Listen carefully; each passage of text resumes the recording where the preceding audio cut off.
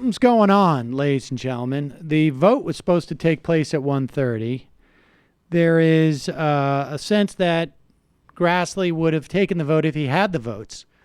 And Jeff Flake has been hiding in the anteroom. Is that Toobin? No. That is not Toobin. Oh, there is Toobin. Okay. So Jeff Flake, right now, it is 1:46 p.m. Eastern Standard Time. Jeff Flake has already announced, as of this morning, right, that he was going to vote yes in the committee for Kavanaugh. However, something's holding up the vote. Jeff Flake is in the anteroom outside talking to people. We know that Joe Donnelly has already announced that he is voting against. We know that Doug Jones from Alabama voting against. And this is what Jeff Flake would have heard on CNN this morning from the fairly, typically reserved. There's a couple of CNN commentators. Jeffrey Toobin on there. Jeffrey Toobin is would definitely describe himself as a liberal, but he also is like a legal guy, and they tend to be less partisan. And there's a lot of but he's got a great legal mind, and there's always that type of thing that goes on with guys like this.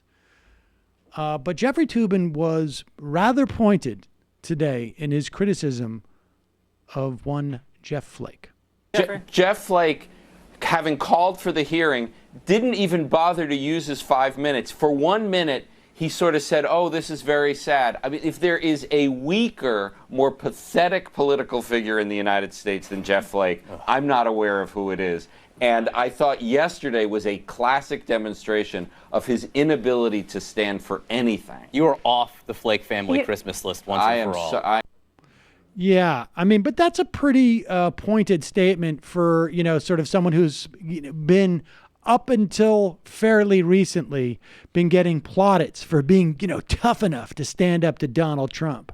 And, the thing with these politicians is they establish a brand.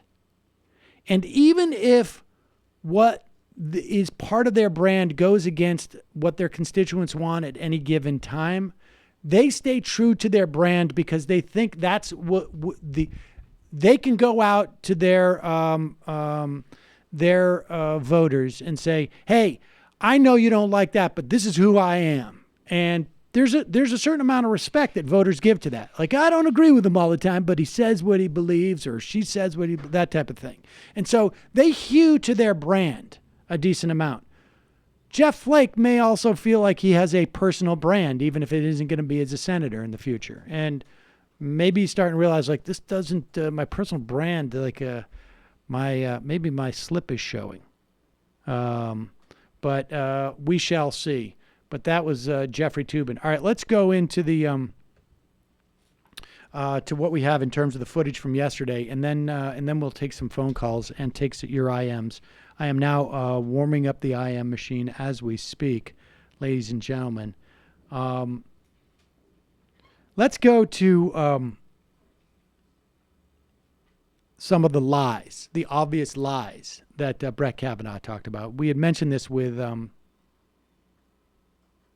Eddie Glaude. But here is Kavanaugh talking to Sheldon Whitehouse. This is Blumenthal? Isn't this number 3? Yeah, this is Blumenthal. Oh, okay. All right. So this is I'm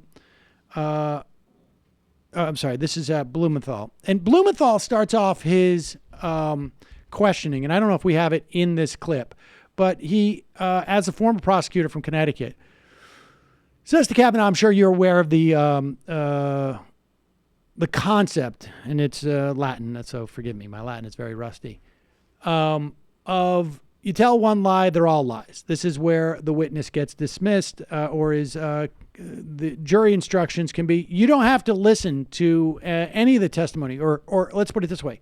If the witness, it's been determined that the witness lied about one thing, it impeaches all of their testimony. And so Blumenthal's saying, that's why we're asking you about these subsidiary issues. Yeah, it's silly to ask someone about what was in their yearbook. Yeah, that's silly.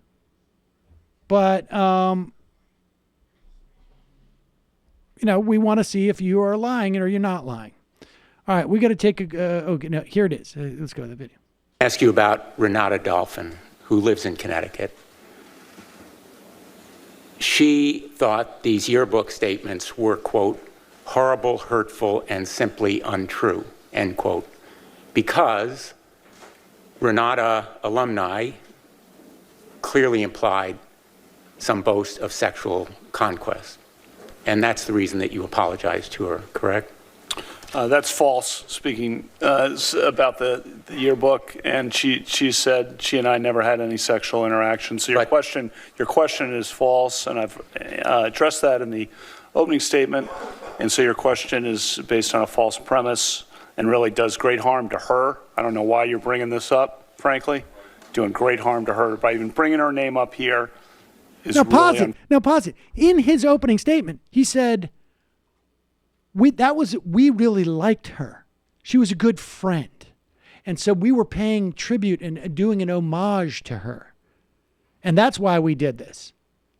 Now, yes, it's very weird to pay homage to a good friend from high school, and they weren't aware of how good of a friend they were of yours, that you actually memorialize them and no one else in your yearbook. That's seemed weird. To be a key part of the homage is that the homagee know they were homaged. Indeed. Like, why would you say, like, I wanted to celebrate you, but I just didn't want you to know about it? And so he gets super defensive about it. And, Blumenthal, frankly, this is one of those things that they could have all harped on. They all could have said, we're doing two things. We're doing the FBI investigation and we're doing the Renata alumnus. Right. Or switch back and forth and just make him answer the question instead of blatantly lie. But continue. Harm to her by even bringing her name up here is really unfortunate. Well, calling someone an alumnus in that way, well, implying what you're implying about by a number of your football friends at the time as boasting of sexual conquest. That's the reason that I'm bringing it up. And yeah, no, it's false. You're implying that. Look what you're bringing up right now about her. Look what you're doing. Mr. Chairman, I ask that these interruptions not be subtracted from my time. Yeah. Now, Blumenthal could have said, can you explain to me the discrepancy between what you are saying now and what your lawyer said in terms of it being just about you guys shared a kiss, and so you were talking about that? I mean, they should have hammered this. Like, he can't get away with saying, how can you bring this up about her? Well, dude, just tell the truth.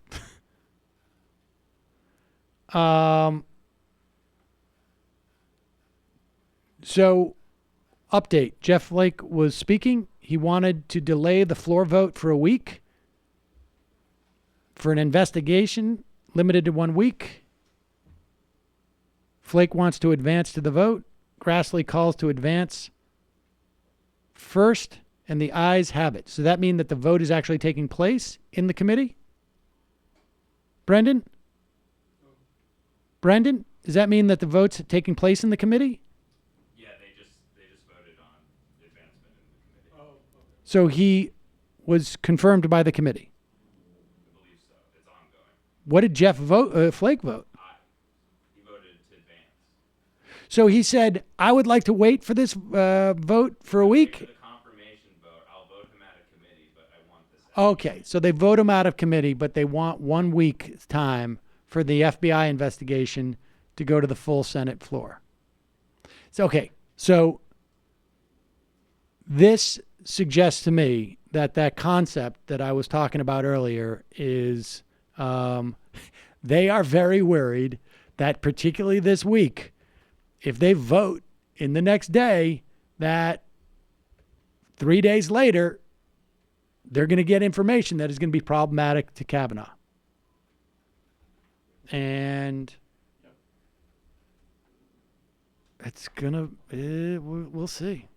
What do you think it's going to be if not lying under oath? What do I think it's going to be? What do you mean? Yeah, what's going to come out? I think if someone like Squee or I'm sorry. No, That's it's the not guy's your fault. nickname, I right? know. Squee and Johnny No But if Socks. Squee, Squee and Naughty Jody No Socks. if may come Squee forward. steps forward and says they knew each other, they definitely knew each other. I introduced them. They knew each other. Then I think Judge Kavanaugh's got a real problem. If the FBI does investigate and finds out that and sits down with Mark Judge, how long is it going to take Mark Judge to fall apart? Like, did you work at the Safeway? Well, yeah, I did. Did you remember seeing her there? No, I never saw her at the Safeway. Wait a second. So she says she saw you at the Safeway. I mean, Mark Judge could have been like, do you know? They could ask Mark Judge, do you know her? Did you know her? Yes. So you did know her. How often did you guys hang out? Well, I mean, who knows? Can we get a Kickstarter to send Dog the Bounty Hunter to Delaware? I mean, there's Squee, and then there's the woman who first said like I don't remember that party, but I believe Ford Blasey, who Blasey Ford rather said was ill. She could decide like, you know what? I'm gonna tell a little bit more. I mean, there's a lot of people already coming out from Yale who are saying like, the dude partied. And all at this point it's going to take is like, yeah, he liked beer. He liked a lot of other stuff too.